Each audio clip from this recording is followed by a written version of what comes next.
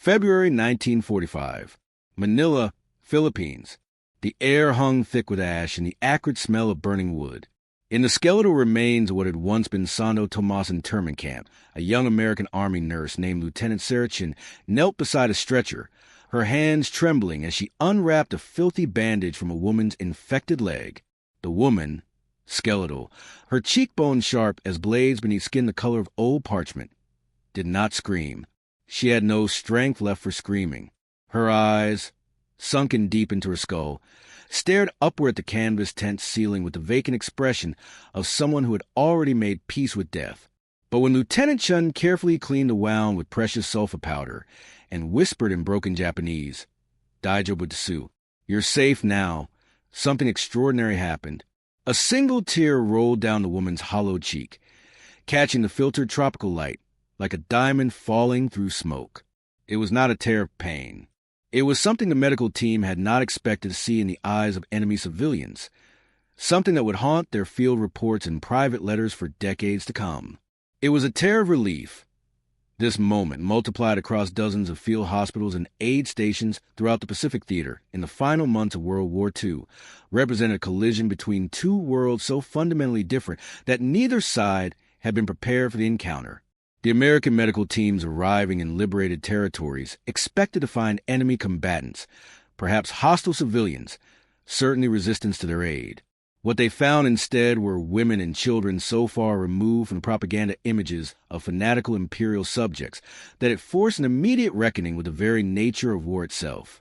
These were not the emperor-worshipping zealots described in training manuals. They were mothers who had watched their children die of malnutrition, daughters who had buried their parents in unmarked graves, sisters who had survived unspeakable deprivations, and they wept when American hands offered them not vengeance, but healing. Tio understand the profound significance of these tears. One must first understand what these women had been taught to expect.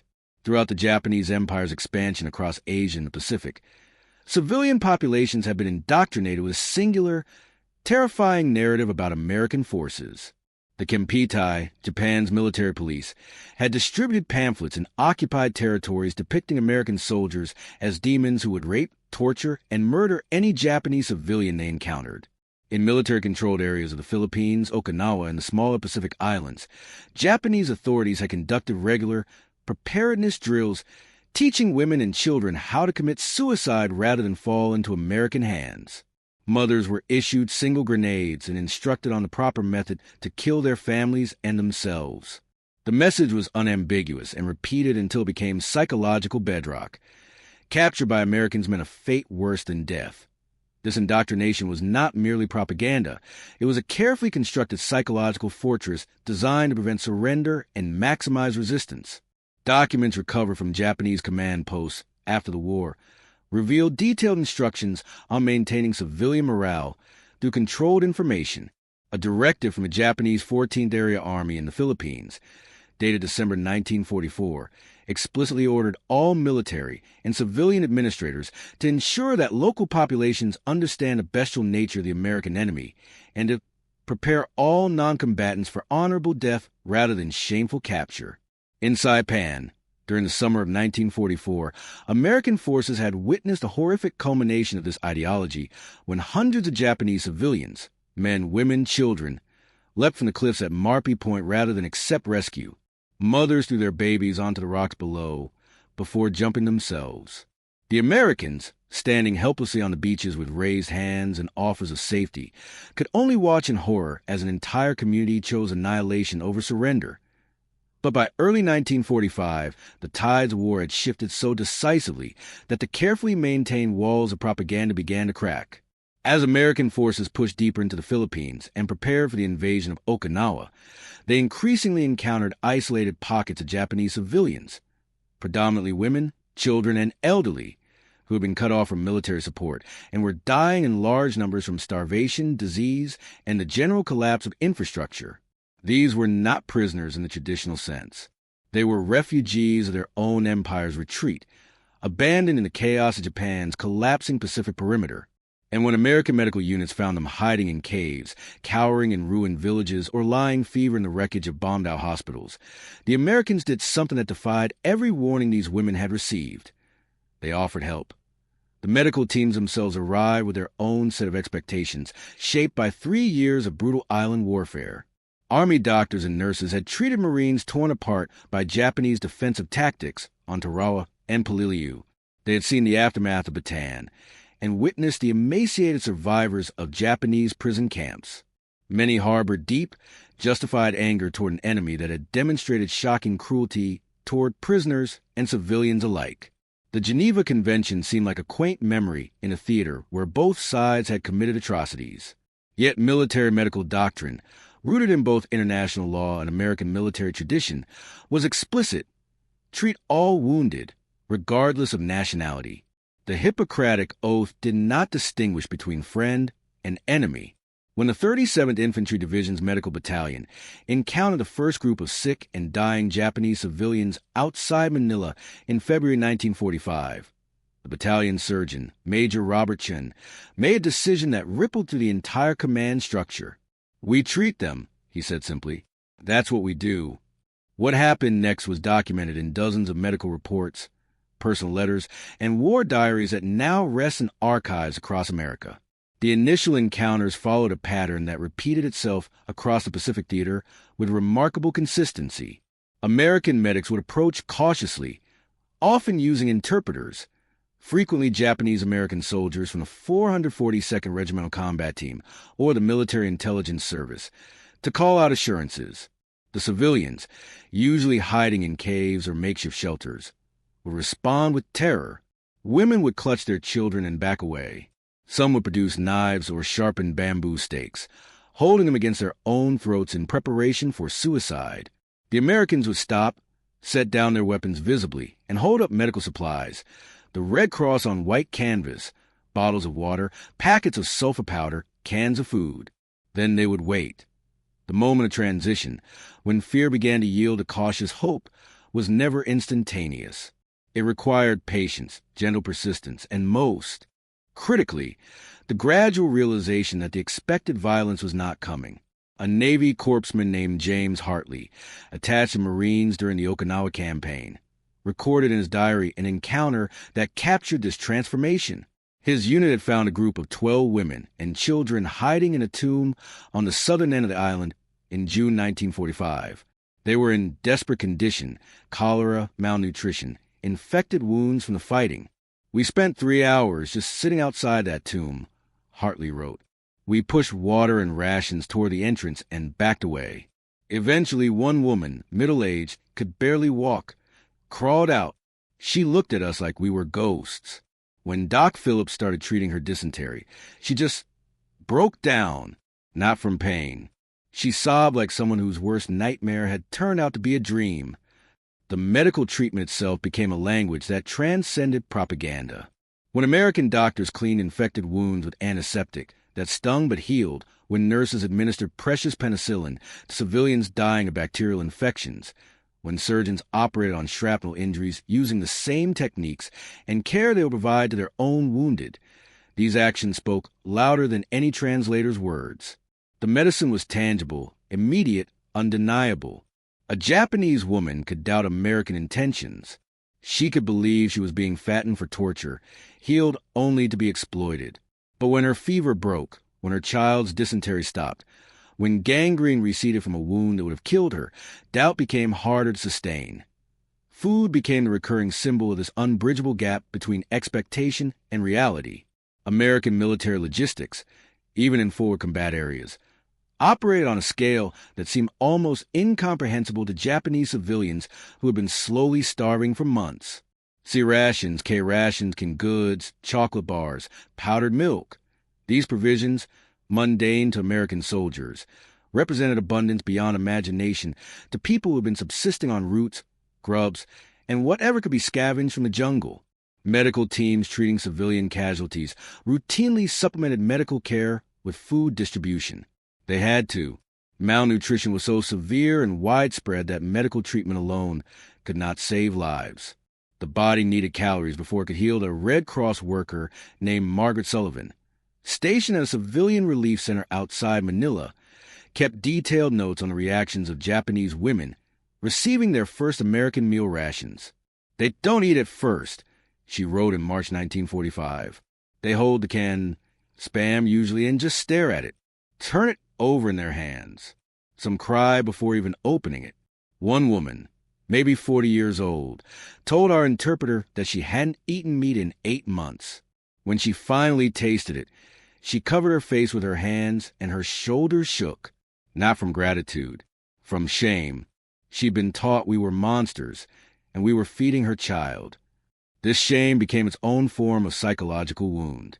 The cognitive dissonance between years of indoctrination and the reality of American treatment created a profound crisis of belief. These women had been told that surrender was the ultimate dishonor, that capture meant death worse than dying, that Americans were subhuman beasts incapable of mercy. Every aspect of their treatment contradicted this narrative so completely that it shattered not just propaganda, but the very framework through which they understood the war itself. Some women initially refused food, convinced it must be poisoned. Others accepted it, but would not eat until American personnel ate from the same rations first. The psychological barriers were often more difficult to overcome than the physical ailments, yet overcome them they did, and the transformation was documented in medical records with clinical precision.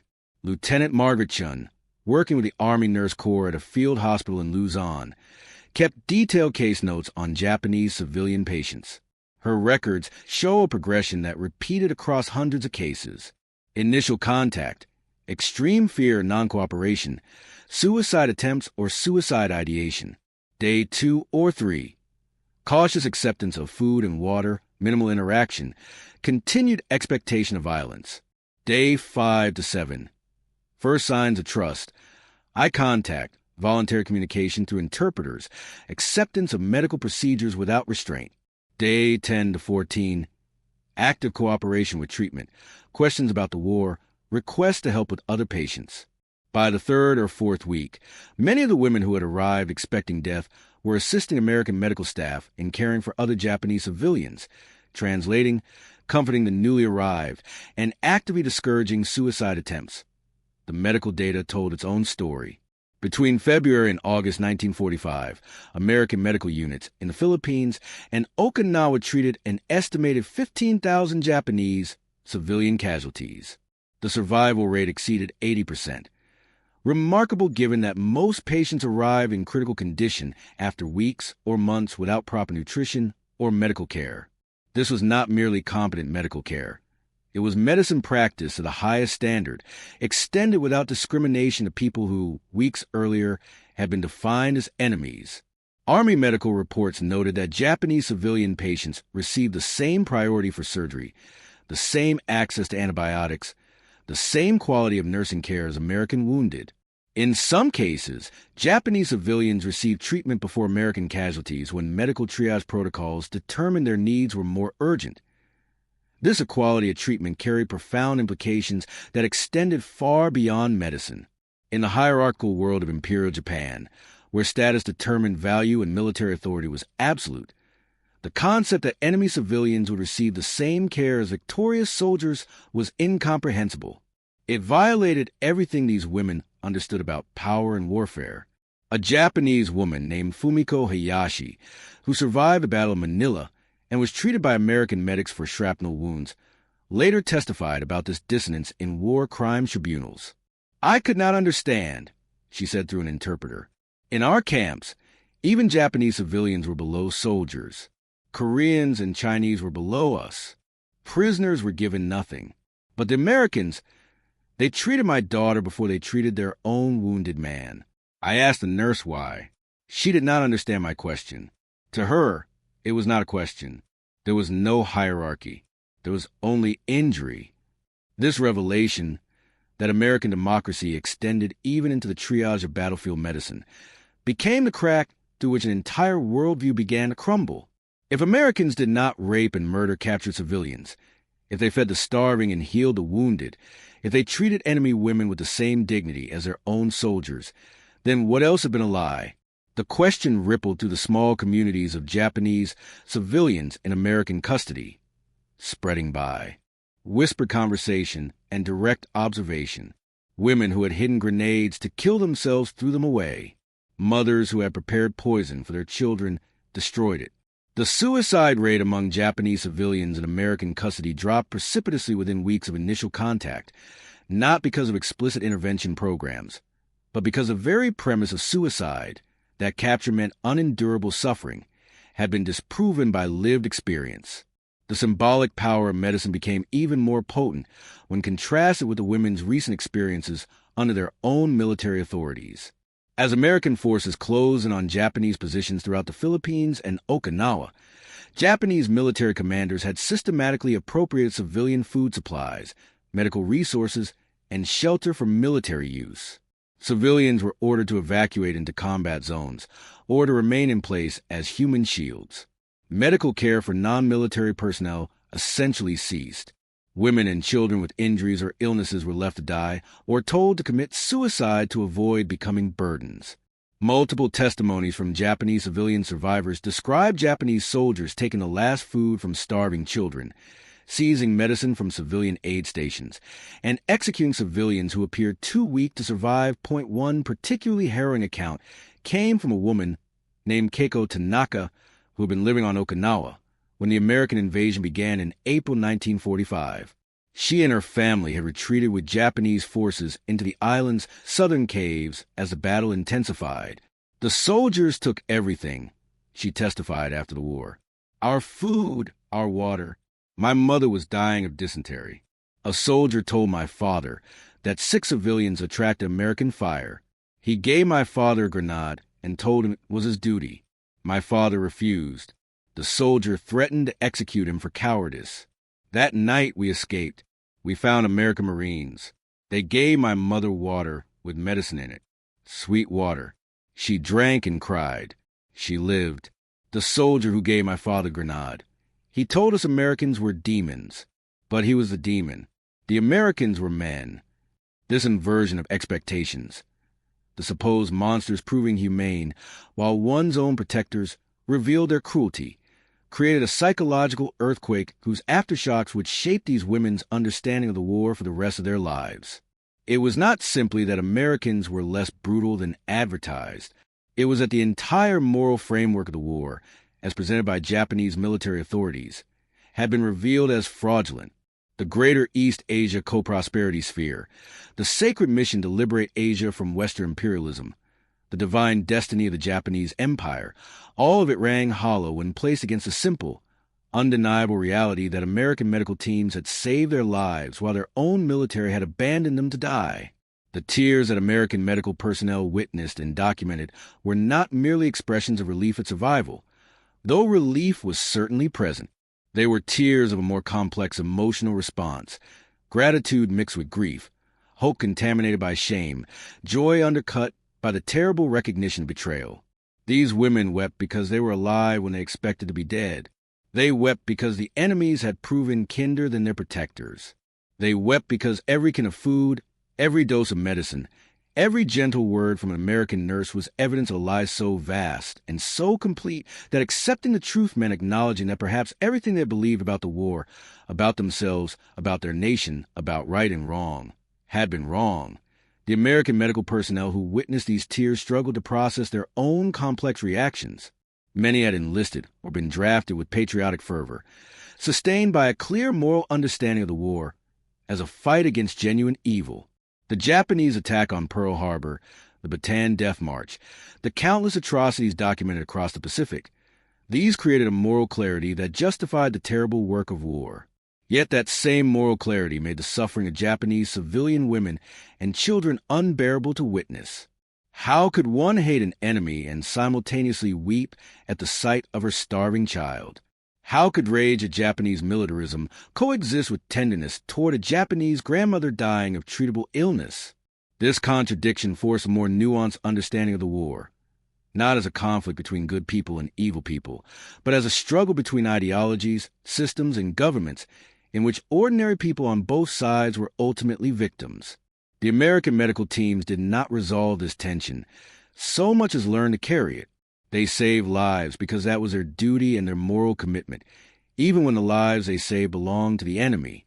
And in doing so, they enacted a vision of democracy and human rights that was more powerful than any propaganda film or political speech. They demonstrated, in the most visceral and undeniable terms, that American values included the inherent dignity of all human life, even enemy life, as the war ground toward its conclusion in the summer of 1945.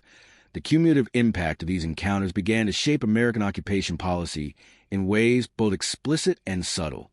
Military planners studying civilian affairs noted that Japanese civilians who had been treated by American medical teams showed dramatically lower rates of resistance and significantly higher cooperation with occupation authorities. This was not collaboration born of coercion, but cooperation based on experience. These women had seen with their own eyes that American forces could be trusted, that surrender did not mean death, that the occupying power might actually make life better rather than worse. When the atomic bombs fell on Hiroshima and Nagasaki in August, and Emperor Hirohito announced Japan's surrender, the testimonies of these women, spread through refugee networks, reported in Japanese-language broadcasts, documented in Red Cross reports, helped counter the military hardliners urging continued resistance and mass civilian suicide. I end the chaos of August and September 1945, as Allied forces occupied the Japanese home islands. The lessons learned from treating Japanese women in the Philippines and Okinawa informed medical policy on a massive scale. General Douglas MacArthur's occupation headquarters established civilian medical programs that treated Japanese civilians as victims requiring assistance rather than as conquered enemies to be punished. Food aid, medical supplies, and public health programs were implemented with unprecedented speed and scope. The occupation authorities understood, based on field experience, that physical welfare and medical care were not merely humanitarian gestures. They were strategic investments in building a peaceful, democratic future. The symbolic power of medicine continued to resonate throughout the occupation period and beyond. Japanese women who had been saved by American medical teams in 1945 became some of the most effective advocates for democratic reform in the post-war period. They spoke at women's groups, wrote testimonies, and shared their experiences with neighbors and family members who had never encountered Americans except as conquerors. Their message was simple but revolutionary. The Americans had treated them not as racial inferiors or defeated enemies, but as human beings worthy of care and dignity. This was democracy not as an abstract political concept, but as a lived experience. The radical notion that all people possess inherent worth that transcended nationality, race, or political allegiance. One former patient, a woman named Haruko Yamamoto, became a noted educator and peace activist in post-war Japan. In a 1952 speech at a Tokyo women's college, she reflected on her experience being treated by American nurses after the Battle of Manila. "They saved my life," she said, "but more than that, they saved my understanding of what it means to be human. I had been taught that loyalty to the emperor was the highest virtue, that Japanese people were superior, that foreigners were less than human. Then I met nurses who treated me with gentleness when I was their enemy. They fed me when I was starving. They held my hand when I was dying. They did not ask my nationality. They asked only, 'Where does it hurt?' In that question was an entire philosophy of human dignity that I had never been taught. It was the first lesson in democracy I ever received, and it came not from a book, but from a can of soup and a dose of penicillin. The medical records, the testimonies, the photographs of American medics treating Japanese civilians. These became part of the complex historical archive of World War II, often overshadowed by more dramatic narratives of combat and conquest. Yet they represent something essential about the war's meaning and aftermath. They document the precise moment when ideology collided with humanity and humanity won. They show that even in the midst of total war, even after years of brutality and hatred, it remained possible to see the enemy as a person rather than a symbol, to recognize suffering as suffering, regardless of whose body bears it. The tears of Japanese women, falling onto American hands that held medicine instead of weapons, represented the beginning of reconciliation. Not the cheap reconciliation of forgetting or minimizing atrocities, but the difficult reconciliation of acknowledging that war creates victims on all sides, and that peace requires recognizing our common humanity even across the deepest divides. Those tears were evidence that propaganda, no matter how sophisticated or how deeply embedded, cannot ultimately withstand the lived experience of compassion. That ideology, no matter how totalizing, fractures when confronted with genuine human kindness. That the answer to the question, what does democracy mean, can sometimes be found not in constitutions or political treaties, but in the simple act of a nurse cleaning a wound, a doctor setting a broken bone, a soldier offering food to a starving child. In the end, the most powerful weapon America deployed in the Pacific was not the atomic bomb or the aircraft carrier or the Marine Corps. It was the idea, demonstrated through 10,000 small acts of medical care, that every human life possesses inherent dignity, that suffering demands response regardless of nationality, that the stranger and even the enemy deserves treatment as a fellow human being. This idea, enacted in field hospitals and aid stations across the Pacific, in the patient hands of nurses and the careful work of surgeons, in the simple gesture of offering food to the hungry and water to the thirsty, this was a foundation upon which a lasting peace was built. The tears of relief, falling in 10 hospitals from Manila to Okinawa, were not the end of the story. They were the beginning of understanding, the beginning of trust, the beginning of the slow, painful, essential work of transforming enemies into fellow human beings. And in those tears was contained a truth more powerful than any weapon, that democracy is not merely a system of government, but a moral commitment to the equal worth of all people, demonstrated not through words but through actions, not through conquest but through care, not through domination but through the revolutionary act of extending one's hand to lift up the fallen, especially when the fallen was yesterday's foe. The women who wept in American field hospitals in 1945 lived to see their children grow up in a democratic Japan, allied with a nation that had once been its mortal enemy. They lived to see prosperity replace devastation, cooperation replace hostility, friendship replace fear. And when they told their grandchildren about the war, they spoke of many things: the suffering, the loss, the horror. But they also spoke of a moment when they expected death and received life, when they braced for cruelty and encountered mercy, when everything they had been taught proved false, and the truth arrived in the form of a nurse's gentle hands, and a doctor's careful attention, and a soldier's offer food. They spoke of the day they learned that their enemy was more humane than they had been told, and in learning that truth, discovered that peace was possible after all. This was a legacy of those tears, not merely survival, but transformation, not merely the end of war, but the beginning of a different future. A future built on the revolutionary idea that we owe our common humanity even to those we've been taught to hate, even to those who have been taught to hate us. An idea that began with medicine and grew into friendship, started with tears and ended with hope, commenced on a battlefield and culminated in lasting peace. This was the quiet miracle witnessed by American medical teams in the Pacific. Not the conquest of an enemy, but the redemption of a shared humanity that war had tried but failed to destroy.